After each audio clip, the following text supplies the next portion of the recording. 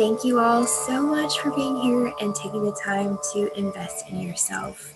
My name is Katie Utterback. I am a certified life coach and member of ICF, the International Coach Federation, which is the most recognized association for coaches worldwide. I'm also the founder and lead healer at Elevated Aura, an international holistic coaching firm specializing in helping you achieve goals related to relationships, health, wellness, spirituality, and self love. My motto is you deserve it because you are worth it. And you all must have the same motto because you took the time to be here today. So thank you for believing in yourself enough to invest in yourself. Investing time, energy, and money in ourselves is often one of the most difficult parts of the spiritual journey. And when we take it, that's when many of us start to really see abundant success and prosperity in our lives. It's when we're able to reach resolutions and goals because we love ourselves. If we don't love ourselves, we are not going to make ourselves a priority and go to the gym. If we don't love ourselves, we are going to ignore our own wants and needs in order to cater to others, which is codependency. We may avoid knowing how much debt we've accumulated, or we may pretend it doesn't exist. So when the new year comes around, a lot of us may feel peer pressure to create resolutions or goals in general. And because that very familiar question pops up, what is your New Year's resolution? A lot of us feel pressure to just come up with a resolution. It may not be something we even care about or even be interested in, but we on some level want to fit in. We want to be socially accepted and we want to be admired on some level too, right? We want others to be impressed by our goals, impressed by how strong or smart or healthy or focused we are, right? I know in the past I have been guilty of just creating a resolution on the spot because I had a coworker ask if I had one. So I think I said something like, "Oh, I'm working on cutting out sweets," which is sort of a goal I have. Like, I am working on preparing my body for pregnancy. I also have health and fitness goals in mind. So, cutting out sweets may be part of your resolution. And fitness, health, weight goals are so pushed upon us this time of year. I mean, do you guys ever feel weird if you don't say that that's part of your resolution? I know I do sometimes, and it burns us, right? So most New Year's resolutions are broken by 6 weeks into the new year. We haven't even finished February and people are giving up. So why is that? Well, sometimes we set goals for ourselves that we never really had any interest in. We fall into the trap of believing that we should do something, like read the top 100 best fiction books of all time. When maybe the truth of the matter is we don't really like to read, especially fiction books. Maybe we're more interested in using that time that we would be reading to just color and listen to music. Or maybe we want to take that time and go to a cooking class. And that is what our resolutions and goals should be built around. It's what we desire, what we crave, what we feel giddy about doing. When we are unsuccessful at completing the thing that we thought we should do, we don't look at this goal objectively. We beat ourselves up. We start to question if we are an imposter, if we're actually who we say we are, if we actually are who we think we are deep down. And all that we're really doing then is becoming our own bully, right? We created a goal for ourselves that we never really liked in the first place, and we did it to fit in and be valued and appreciated. And then when we didn't do the thing that we despise to impress the people that we may not even really like, we don't see this situation objectively at all. We curse ourselves out for being lazy, stupid, pathetic, dumb, you name it. And we end up feeling like we failed. When in reality, we didn't fail, we were not interested. So we're going to do some deep breathing now. I want you guys to just breathe in for me, in through the nose, and I want you to hold it and then exhale out the mouth. In through the nose, hold, exhale out the mouth. Keep doing that. Keep going at your own pace. I want you to focus on that breath work, and I'm going to just share some thoughts with you. I'm also going to invite you, as you're breathing, to close your eyes, and if you would like to place your hand on your heart for this portion. I personally like to close my eyes and put my hand on my heart, so I invite you to do that as well. If not, you can just keep going exactly as you are. All right, keep up the same rhythm. In through the nose, hold, exhale out. And as you're breathing in, I want you to imagine there's this beautiful white light all around your body.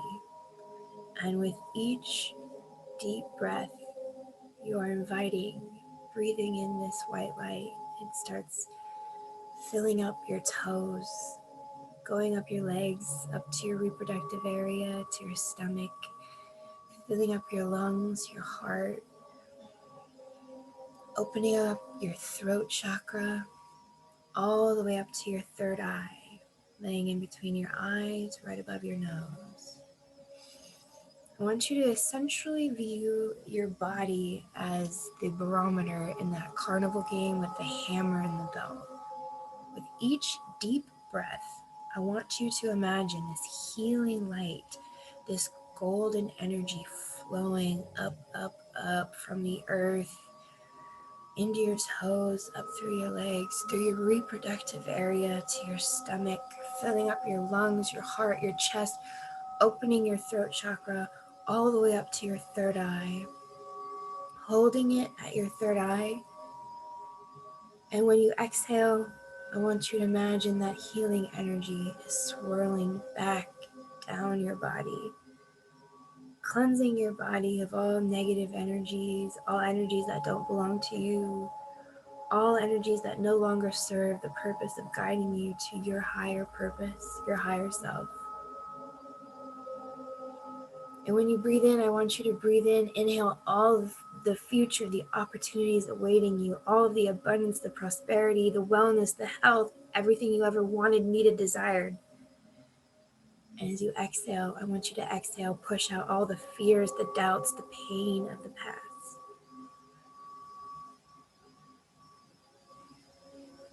Keep breathing.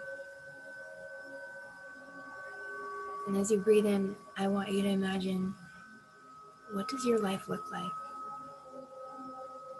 What does your life look like, feel like, taste like, smell like, when you have everything you ever wanted?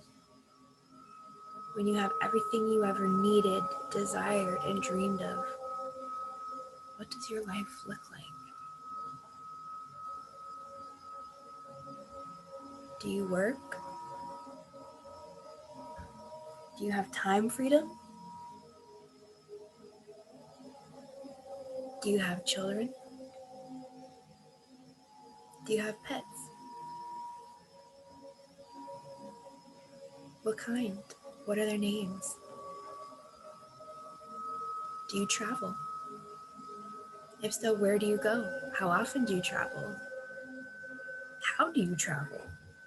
Are you a budget traveler, or are you taking luxurious vacations on a yacht?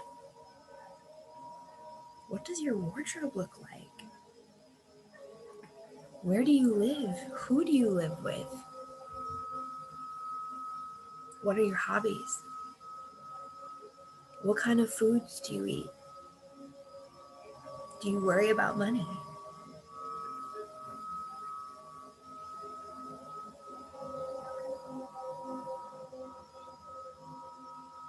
Take a few more cleansing deep breaths. I invite you to open your eyes and slowly come back to where we are.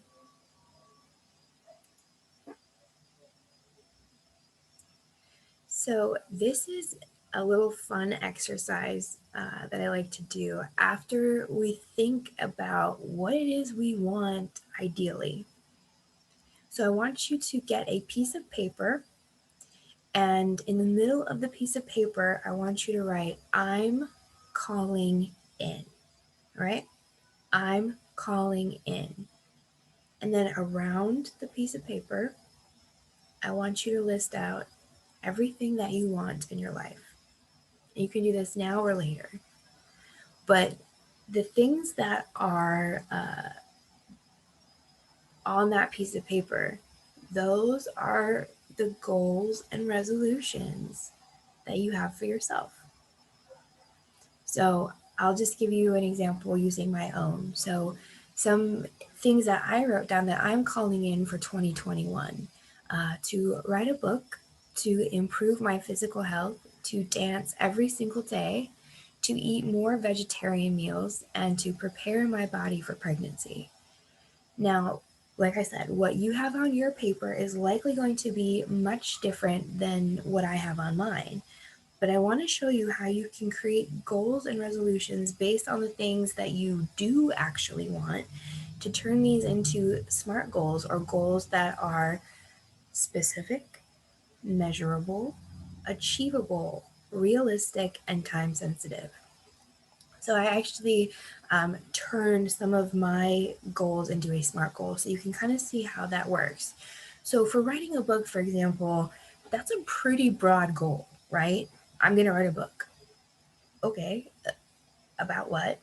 Like how long? Like for who? So to create a SMART goal from that larger goal of writing a book, it may look something like this. I want to finish writing my book on my experience with narcissistic abuse and becoming estranged from my family of origin by the end of 2021, completing at least one chapter per month, right? So that's my SMART goal. So we can break it down and look, is this goal specific? Yes, I have the topic for the book selected and it's included in the goal. So I know I am writing a book. I am going to complete the book by the end of the year, and it's a book that is about my experience with narcissistic abuse and choosing to go no contact or estrange myself, right? So that's my topic. I know exactly what I'm writing about. I know, like, ideally when I'm supposed to get stuff done, right? And I know when my end goal is.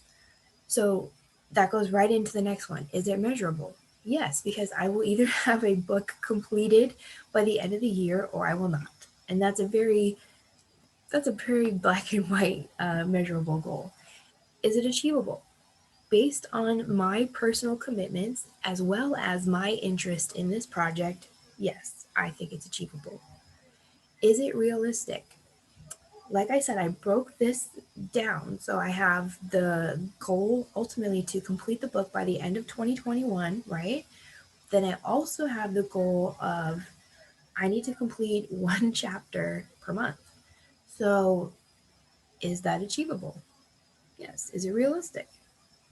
Yeah. And it's actually a little bit on the lower end, right? I am not expecting to have 12 chapters in this book, nor am I expecting each chapter to be 30 pages or that I would limit myself to writing one page a day.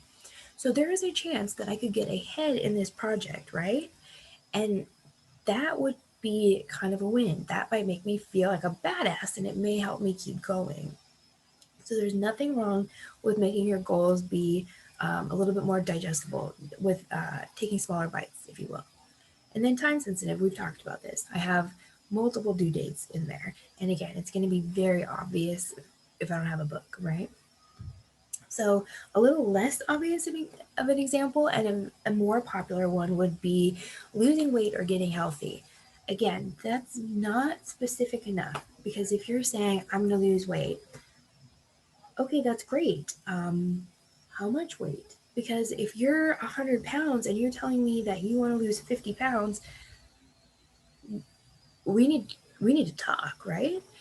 And same goes if you're like, I'm going to get healthy. Well, what does that mean? Like, seriously, think about it. What does that mean? So for me, I may take, oh, you're getting healthy as you're going to maybe change your diet. But maybe what you meant was, I'm actually going to no longer be using any cosmetic or body product that contains toxic chemicals, right? Maybe that's what healthy means to you. And this is why you really need to think about what your goal is and whether or not you want to do it. So in this example, let's say that the goal of getting healthy was actually losing weight. Well, we can make a smart goal out of this by saying, I want to lose 20 pounds by June, right? So that way we get a specific goal, right? We're trying to lose weight and we have a goal of losing exactly 20 pounds.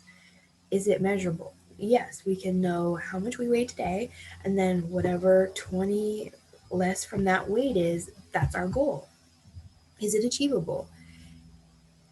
Again, this is one of those ones where it's going to be dependent on the person. So, achievable. For me personally, I could lose 20 pounds and be okay. So, yes, that would be okay for me. Is it realistic? Well, again, you have to look at what's going on in that person's life. For me, I have a full time job and then I have a part time job. So, I have some time in my schedule that is not very flexible, but then I also know I have a dog. I can use that time. Maybe I take him on a longer walk and I jog, or maybe I take him out and then I go back out and I go on a longer walk or something. So there's all these little small things that you can do, right? And it's just finding them. But you have to find things that work for you, because maybe you are a single parent and you're working 3 jobs during the pandemic or something. I don't know what's going on in your situation, but this is where you need to figure out, maybe you're trying to lose weight and you have a history of eating disorders. So again, these are all considerations that you're going to have to personally advocate for yourself and take that into consideration when you're creating a goal. Because if you have a history of eating disorders and then suddenly you're limiting what it is that you can eat, the foods that are available, and you're constantly looking at your weight, that may not be the healthiest situation for you, right? So maybe your goal would be something like, I'm trying to love my body more and just accept my body as it is and thank my body for working. That's an entirely different health goal. So, again, you have to really be in touch with what it is that you want, what it is that you need, and it may look entirely different from anybody else that you're talking to. So another popular one that is going to have very personal elements to it would be something like buying a house. So this is another example of a very complex goal with a lot of moving parts. And in order to make it smart, you can say something like, okay, so my goal is to buy a house, but I'm just starting this, so my smart goal is going to be, I want to prepare my finances to buy a home by paying off my credit card debt, or I'm going to start researching lenders and real estate agents. So that way you're getting a very specific, clear step of what it is you're doing, and it's moving you toward that bigger goal of buying a home. So, for example, if you were going to be paying off debt, that's something that's measurable, right? Contacting like three lenders this first week, if you were trying to find a lender, that would be something that you can measure, something that you can track, right, to see if you did it or not. Because if you just say, oh, I'm going to research lenders or real estate agents, you may not actually do that because you're like, well, I'm not there yet, right? And when you're pushing stuff off, you're not bringing it with you into the future. You're not constantly thinking about it. You're not opening yourself up to the different opportunities that may exist that you haven't thought of, right? So this is why when you take that time to literally outline what it is you want and break it down into micro steps, that's where you start to find the different opportunities that can get you to your goal quicker, because your mind is so focused on it, and all the little micro baby steps, that you start literally seeing like, oh, I could do this instead of this or whatever. That's kind of where that starts to happen. So basically, when we take this extra step of creating these SMART goals from what it is that we do want out of life, we have this advantage of creating goals around the things that are authentic to us. And then when we take that goal and we create that SMART goal, we really discover if this is a should or something that makes us giddy, right?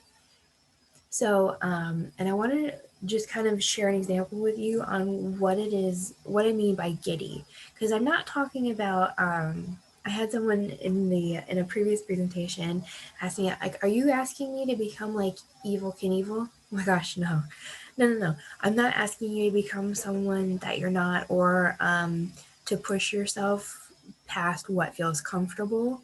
What I'm asking you to do is really get in touch with yourself. You know, the things that made you excited when you were little. Because a lot of times what we do is we grow up and we decide like, well, I'm an adult, I can't do this anymore, even though it makes me happy, because that's not what adults do. And what I mean by that is, so during the stay-at-home orders, I was going through one of my closets, and I found my rollerblades.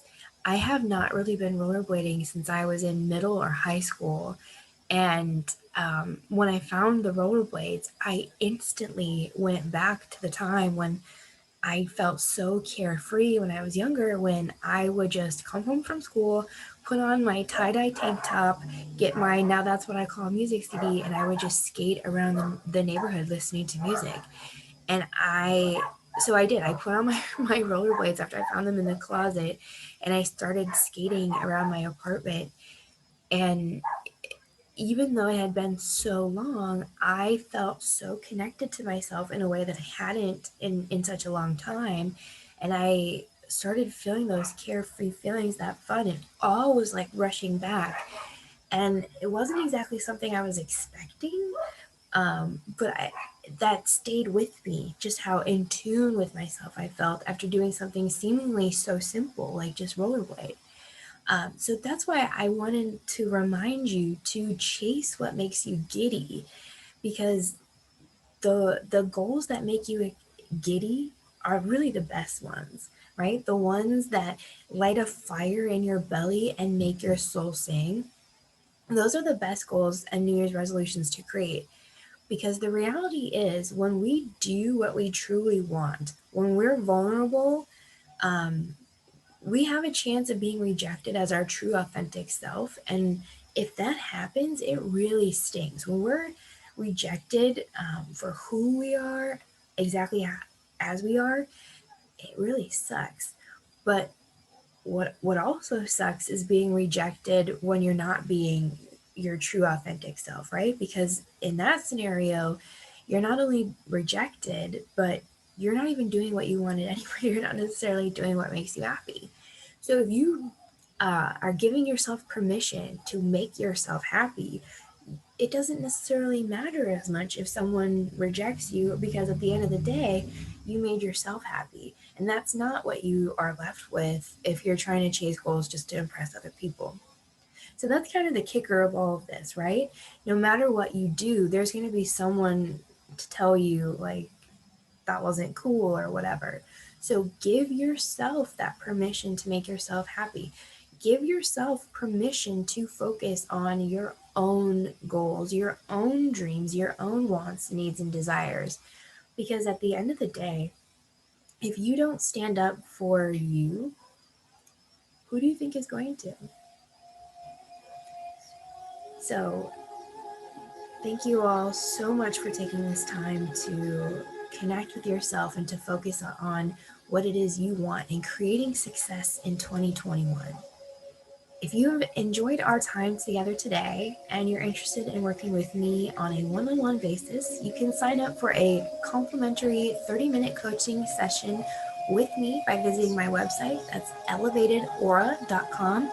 ELEVATED, elevatedaura.com. And you can always connect with me on Instagram. My handle is @KatieUtterback. And if you send me the wave emoji, the ocean wave emoji, we can also connect and schedule a complimentary 30-minute coaching session there as well. So thank you all so much for taking this time again and investing in yourselves. I wish you nothing but blessings and success in 2021.